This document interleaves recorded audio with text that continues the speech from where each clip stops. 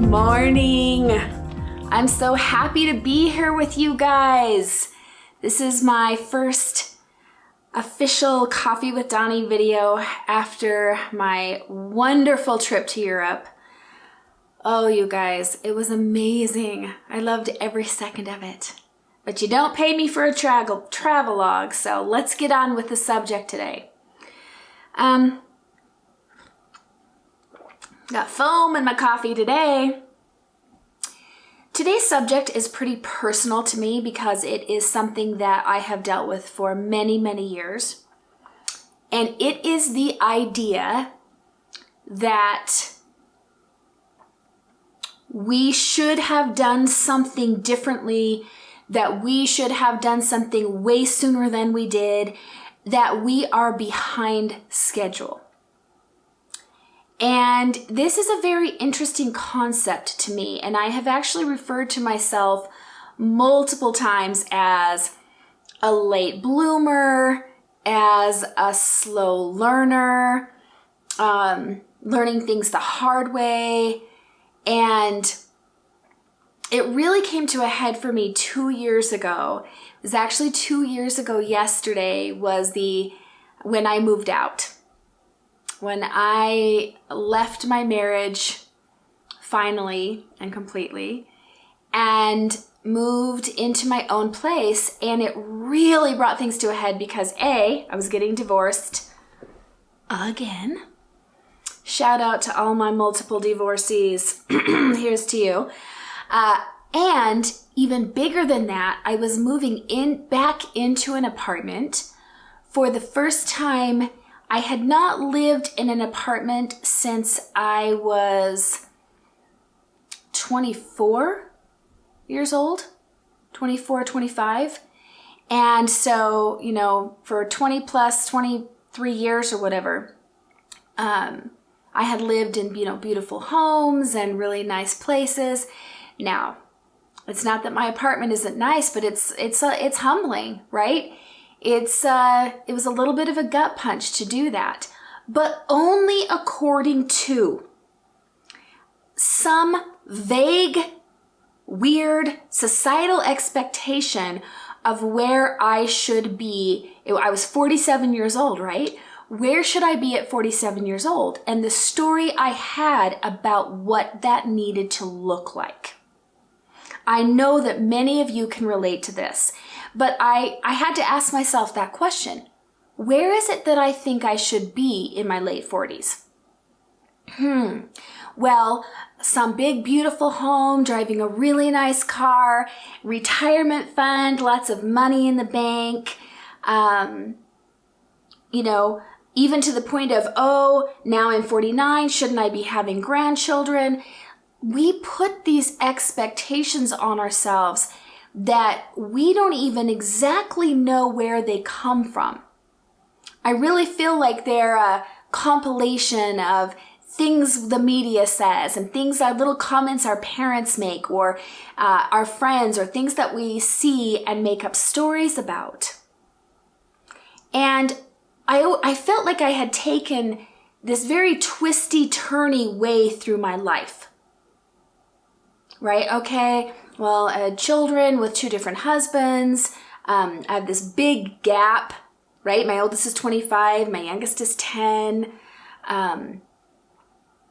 All of these stories about a more direct route I should have taken and about where that route should have taken me, where I should be now.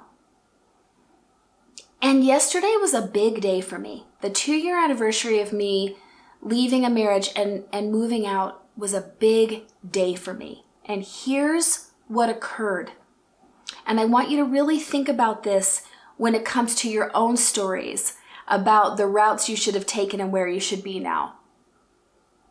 Every single one of those journeys changed me, softened me, refined me. And I look at the person I am now, living in this apartment at the age of 49, living with the love of my life, being physically healthier than I have ever been. I'm not more fit than I've ever been, but I'm so much healthier than I've ever been. And would I be here in these very deep and profound and significant ways if I had taken a more direct route? If I had been a quicker learner, a less thorough learner, would I have the depth and the compassion and the ability to relate and empathize that I do now? Right? And I just wouldn't, and neither would you. This twisty, turny maze of a way that you have taken to get where you are and where you are now. Do you really have to have the story that it should have been different and that it should be different? What is your story about where you should be and how you should have gotten there compared to the reality of it? So I want you to really think about this today. I want you to really look at where you have been softened and refined and strengthened and learned compassion through those twists and turns of life, through your choices. And how can you know for sure that you should be somewhere different than you are now? Having said all of this, there are some realities to this life. There's some cause and effect and some non-arbitrary, objectively true things about choices we make and where they lead. So this isn't some conversation, total spiritual override that, every single thing we've done has been fantastic. That's not necessarily true. And we've made choices. I have certainly made choices that I can't take back and that maybe are not ideal. However, overall, the big picture, I feel really, really good about not just where I am, but who I am. So who are you that you would not be if you had done it differently? And that you love, right? Who are you that you love? Where are you really proud of yourself for who you've become in this lifetime? This is a paradigm shift. This is, instead of thinking of ourselves as the late bloomers, as the F-ups. I really tried to not drop the F-bomb in these videos. I hope you all recognize that's not easy for me. But as screw-ups, right? These stories we have of ourselves about how we should be doing it differently. I want us to really think about this today. This is your homework assignment for today. Really look at this. And are you willing to change that story? Are you willing to see the journey as really beautiful and profound and see how it has deepened you? I love this paradigm shift. And you know what? Some of you have probably already made this, but have you made it in every area of your life? Maybe you can see that relationship-wise, but you can't see that career-wise, or vice versa. Can you look at every area of your life and see the perfection of the journey and where it has led you? So that's what I want you to look at today. I've missed you guys. I did, you've already seen the videos, the little snippets of videos I made on my trip, but for the most part, I was there enjoying my man and my heritage and my downtime. I'm so, so, so happy to be back here doing these videos.